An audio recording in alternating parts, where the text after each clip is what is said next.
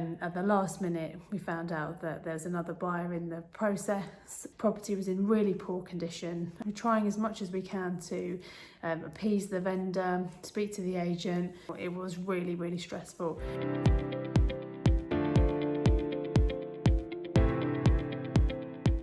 Hi everyone, welcome back to my 12 days of Christmas case studies. Before I begin, I hope you're enjoying this series. If you'd like to be notified of the new episodes that we're releasing, please like this video and give us a subscribe. It really helps to get videos out there for lots of people to see. So today I want to talk to you about a case study we had where a client was in a race against time. At the last minute, we found out that there's another buyer in the process, in the mix, and this other buyer could literally complete any day. So as much as it was a great client, and the lender was brilliant, super flexible, it was really, really stressful when we got to that last week or so of the process.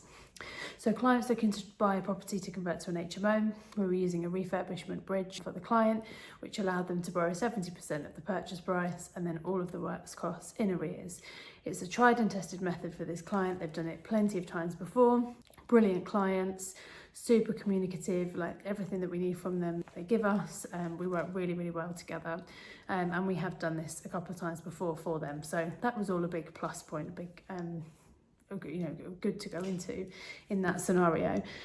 So we were merrily on our way. We'd ordered the valuation, things were going really well, and then we find out through the agent that the vendor has sold the property to somebody else as well, which is a real problem. Obviously, with the way that you purchase properties in England, there is no commitment until you've exchanged, and the risk of exchanging before you're ready to complete is high. So before we have a valuation back, before we have a mortgage offer, we're obviously reluctant to get the client to exchange unless we need to. We did discuss that with the client, but they didn't want to, really, they didn't want to be tied in case there was a problem with the legals or anything like that. So it was a real juggling act.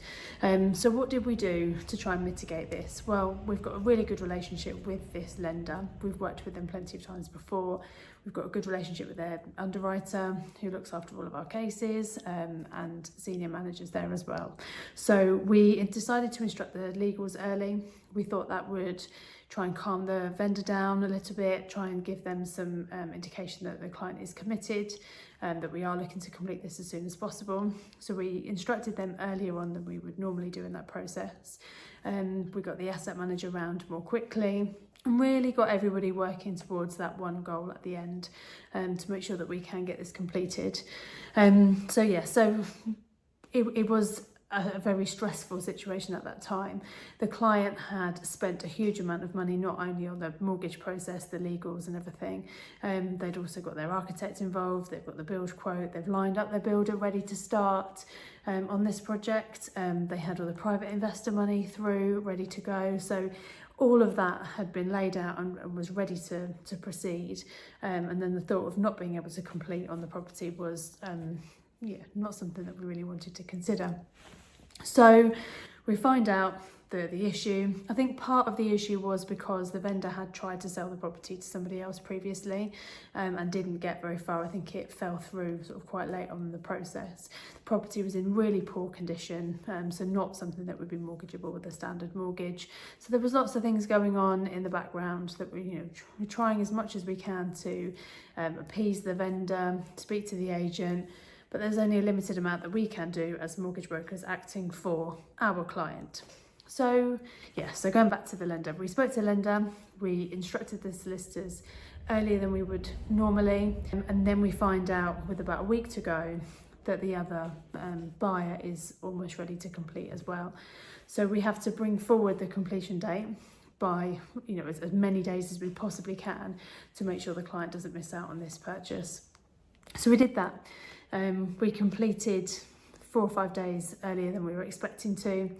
We got in before the other buyer, and it also meant that the client didn't have to exchange prior to that day either, which was good news all round. It was a pretty stressful couple of weeks.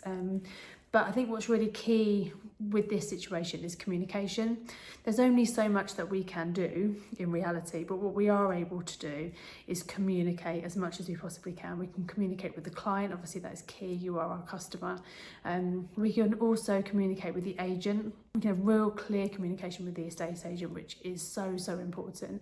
Estate agents really are only concerned about getting their commission through. So for their point of view, they don't really care whether it's our client or a different person purchasing the property. All they want is that sale. So as much as we can build a relationship with an estate agent to give them confidence in our ability and our client's ability to get that across the line is really important. And I suppose it comes back to relationships as well with solicitors, with lenders, making sure that we are as confident as we can be that we can get that completed and completed in time. So we will always make suggestions around solicitors that we've already worked with before, that we know are good. They're good communicators, they don't leave things to the last minute. They're happy to work towards a completion date that we give them. All those things are really important. And also the lender, making sure that we know that in a crisis situation such as this, the lender will take a view on things. So in this particular example, there were a few things, 3 or 4 things I think that were taken off the list of things that we needed to provide for completion. So one thing would have been the contractor's buildings insurance, contractor's insurance.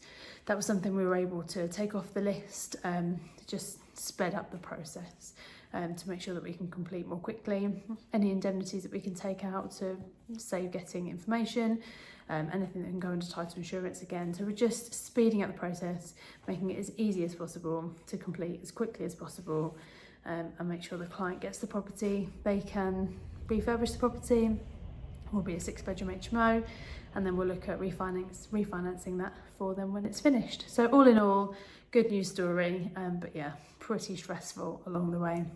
So like I said at the beginning, please do give us a like and a subscribe so that we can make sure that you see all the videos that we've got coming up.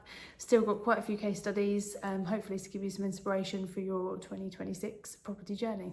Let me know what your thoughts in the comments.